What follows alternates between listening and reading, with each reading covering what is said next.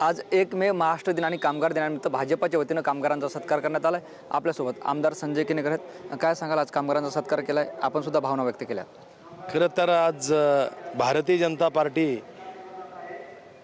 जो संकल्प आहे, महाराष्ट्राचे मुख्यमंत्री देवेंद्रजी फडणवीस यांचा संकल्प म्हणजे दीनदलित उपेक्षित कामगारांना समृद्ध करणे हा संकल्प आहे। आणि त्यामुळे त्या संकल्पनाच्या पूर्ततेसाठी आज आम्ही कामगार मेळावा घेतला आणि तो कामगार मेळावा निश्चितच खऱ्या अर्थानं मुख्यमंत्री देवेंद्रजी फडणवीस यांच्या समृद्धीच्या संकल्पनेची पूर्ती करेल या भूमिकेतून हा कामगार मेळावा आहे।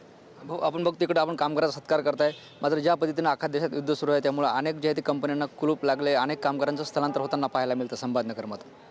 खरं तर विरोधकांनी हा तयार केलेला एक नॅरेटिव्ह आहे आणि हा नॅरेटिव्ह तयार करून सरकारच्या विरोधातली भूमिका तयार करणं हा विषय चालू आहे। कुठंच काही अशा प्रकारचं काही हे नाही आहे, कोणताच कामगार स्थलांतरित होत नाही आहे। भाऊ, दुसरी अशी एक राजकीय चर्चा सुरू झाली की तुमचे मित्र अंबादास दानवेंना पुन्हा ठाकरे शिवसेना संधी दिली, मात्र तुम्ही मागे राहिले त्यात। निश्चितच मी मागं नाही आहे।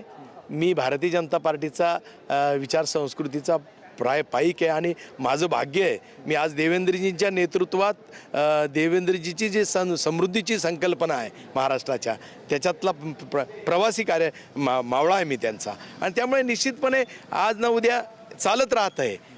त्यामुळे मी कार्यकर्ता आहे, माझं टायटल खऱ्या अर्थाने भारतीय जनता पार्टीचा कडवट कार्यकर्ता आहे, लोकप्रतिनिधी नाही। आणि अंबादास दानवेंनाही शुभेच्छा देतो।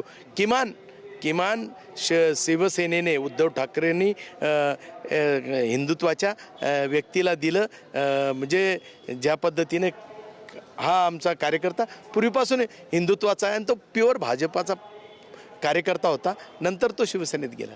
बरं, ज्या पद्धतीनं अंबादास दानवेंना बळ देण्यात आलं हे भाजपला असणार आहे का शिंदे शिवसेनेला? ज्या पद्धतीनं अंबादास दानवेंना बळ देण्यात आलं हे आव्हान पुन्हा भाजपला असणार आहे का शिंदे शिवसेनेला? त्यांच्याकडे उरलेला एकमेव पत्ता आहे अंबादास दानवे। संजय राऊतांनी शिवसेना बुडवली, किमान याच्यावर तरी आशा आहे की हा शिवसेना उद्धव ठाकरेंची टिकवेल म्हणून त्याला दिलेली संधी असेल। पण संभाजीनगरमध्ये आव्हान कोण असणार, भाजपला का शिंदे शिवसेनेला? हे बघा, यांच्या आव्हानाला आता कोणात दम नाही राहिलेला, यांच्यात कोणात दम नाही आहे। हे शेतातले बुजगावणे आहे, जितके पाखरं उडवू शकतील तितके उघडवू शकतील, पण यांच्यात काही दम राहिलेला नाही। निश्चित आपण बघतो आपल्यासोबत भाजपचे आमदार होते संजय केनेकर, ज्यांनी आपल्या संवाद साधला आहे। कॅमेरा पर्सन विशाल रायपुरेसह ज्ञानेश्वर लोंढे, TV9 मराठी, छत्रपती संभाजीनगर।